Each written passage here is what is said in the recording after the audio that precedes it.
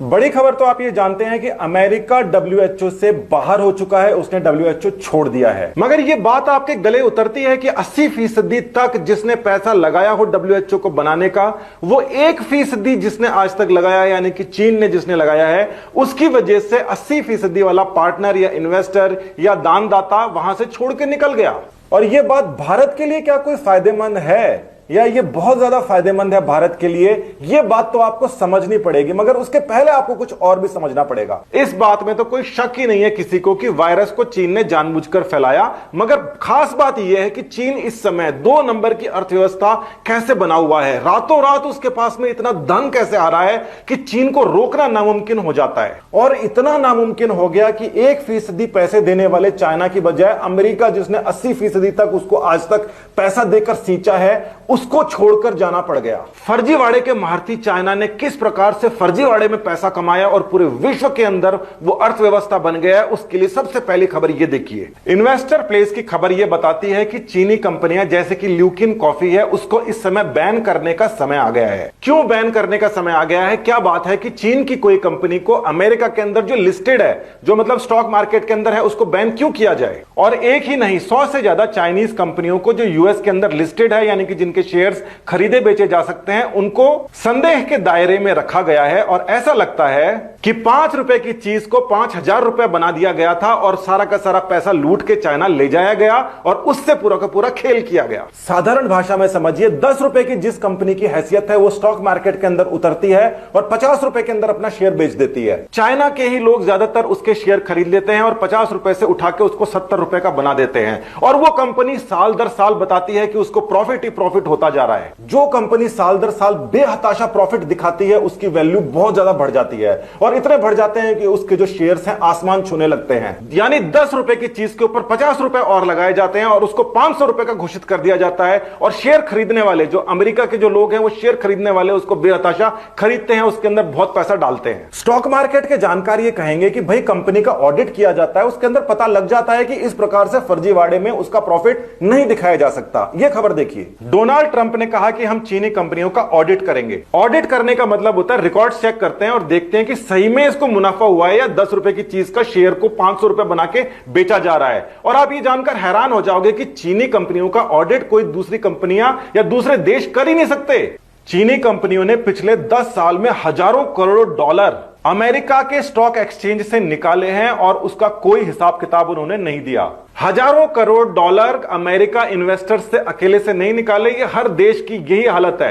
India के अंदर भी कुछ कंपनियां हो सकती हैं। और ये जो आपको ग्राफ दिख रहा है, ये उस कंपनी को बचाने के लिए असफल कोशिश दिख रही है चीनी लोगों की। मतलब जिस कंपनी के ऊपर अमेरिका ने कहा कि ऑडिट करेंगे, चीनी लोगों ने उसकी ऐप डाउनलोड करी और रातों रात उसको सपोर्ट करने की कोशिश करी। अमेरिका ऑडिट करके दूध का दूध पानी का पानी करे, उसके खिलाफ चाइना के लोगों ने कंपनी के पक्ष में माहौल बनाना शुरू कर दिया। दूध का दूध और पानी का पानी होने में समस्या क्या है वो पहले पता पड़ गई। और उसके बाद के अंदर जब ऑडिट की बात हुई, उसके बाद में शेयर्स का हाल देखिए। तो ये जो ग्राफ है, ये आपको देखने में ही पता पड़ जाएगा कि लास्ट के अंदर जाके काफी नीचे जा रहा है और कंपनी के शेयर्स बिल्कुल जमीन पर आ गए। रातों रात अमेरिका के लोगों के हजारों करोड़ रुपए डूब गए और उनको पता पड़ गया कि चीन ने हमारा खेल कर दिया और हमारा पैसा उसने वो ले गया और किसी और काम में लगाया। क्या है वो दूसरा काम? ये खबर देखिए, इंडिया के अंदर चीनी पैसा बाहर से आके यहां पे इंटरफेयर नहीं करे, इसके लिए हम एक पॉलिसी लेके आए। आपको पता है कि इंडिया के एक बैंक की 1% भागीदारी चीनी ने रातों रात खरीद ली थी और उसके बाद में डिसीजन लगाया गया और इसको देख के चाइना पूरा का पूरा गुस्से में आ गया। मगर इंडिया में यह बिल्कुल फाइनल हो गया। बाहर से पैसा आएगा, खासकर चाइना से, तो 15 दिन की उसको परमिशन लेनी पड़ेगी अगर कोई बड़ी डील होती है तो। यहां पर बात यह समझ जाइए कि कोई कंपनी हो चाहे कोई देश, उसके अंदर जितना ज्यादा जिसका पैसा हो जाएगा वो उसका उतना बड़ा मालिक बनता जाता है। और उसके बाद के अंदर जो डायरेक्टर्स होते हैं, उनको इन्फ्लुएंस करके जो डिसीजन है वो चाइना के हिसाब से लेने शुरू हो जाते हैं। बेईमानी से कमाई इस पैसे ने अफ्रीका की तो हालत ही खराब कर दी है। वहां की क्या हालत है, अफ्रीका की ही खबर देखिए। और वो कहते हैं कि केवल हमारे पास में पैसा ही नहीं आया है चाइना का, बल्कि उसके भी बड़ा हमारे साथ खेल हो चुका है। वर्ल्ड बैंक सबसे बड़ी संस्था होती है, वो बहुत सारा लोन देता है, मगर उससे भी ज्यादा लोन दे दिया है चाइना ने। लोन यानी कि कर्ज। यहां देखा जा सकता है कि अफ्रीका के अंदर बच्चा जब पैदा होता है तो उसके ऊपर 50,000 रुपए तक की उधारी होती है चाइना की। अफ्रीकन कंट्रीज के पास में इतना ज्यादा लोन दे दिया गया है कि वहां पे वो वापस कर ही नहीं सकते। वो एक तरीके से गुलाम हो गए हैं चाइना की पॉलिसीज के। वहां की पॉलिटिक्स में और वहां की जो कंट्री है उनके रोल, यूनाइटेड नेशंस हो या डब्ल्यूएचओ हो, वहां पर सीधे तौर पर प्रभावित होते हैं, वो चाइना के पक्ष में जाते हैं। ये तो आप जानते हो कि जैसे इराक में युद्ध हुआ था या कहीं कहीं पर भी हुआ था, वहां पे यूनाइटेड नेशन बैठ के फैसला करता था और उसके खिलाफ काम हो जाया करता था। यूनाइटेड नेशन के अंदर जो काम होता था वो वोट्स के जरिए होता था। वोट्स देते थे सारी की सारी कंट्रीज और ज्यादातर कंट्रीज के ऊपर चाइना का प्रभाव हो गया है। यह बात बहुत खतरनाक है। हमारे जितने भी बॉर्डर्स हैं उनके ऊपर अगर यूएन कहीं पर भी इंटरवेंशन करता है या छोटा मोटा वॉर होता है उसमें अगर यूएन इंटरवेंशन करता है तो वहां पर चाइनीज दबदबा है। और इस दबदबे की हद इतनी खतरनाक हो चुकी है कि चाइना को हटाने के बजाय अमेरिका, जिसने 80% तक डब्ल्यूएचओ को पैसा देकर सींचा है, उसको वो छोड़कर जाना पड़ा, बेआबरू होकर निकलना पड़ा। यह भयंकर तरीके से खतरे की घंटी है, क्योंकि अगर यूनाइटेड नेशंस के ऊपर चाइना का इस प्रकार से कब्जा होने लग गया तो वहां के जो भी रूल्स आएंगे चाइना के हमेशा फेवर के अंदर आएंगे और हमारे तो अगेंस्ट आएंगे ही आएंगे। विश्व राजनीति पर नजर रखने वाले बड़े बड़े पोर्टल्स ने यही संभावनाओं के बारे में चर्चा की है। उन्होंने लिखा है कि बीजिंग यानी कि चाइना सिस्टमैटिकली यूएन की सभी एजेंसीज के ऊपर धीरे धीरे कब्जा करता जा रहा है। अब यह बात कितनी खतरनाक है यह आपको समझ में आ गई होगी कि चीन के पास में हजारों करोड़ रुपए आए कहां से?